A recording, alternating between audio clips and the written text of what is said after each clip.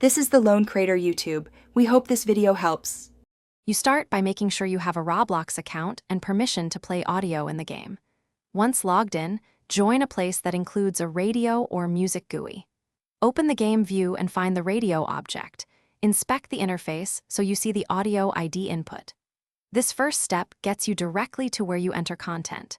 Do this now so you don't waste time later.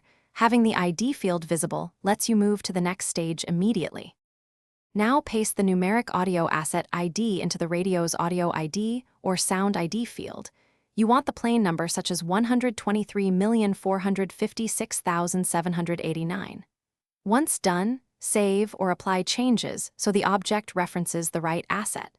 Play the preview to confirm audio loads. Make sure volume and 3D settings match the environment. If the sound fails, check that the asset is public and allowed in that place, and make sure you save changes. These verifications prevent silent playback later in the session. You finish by joining a live server to confirm other players hear the radio. Have a friend verify. If audio doesn't play, first restart the server or reload the place, then check the asset's privacy settings and the radio script's reference to the ID.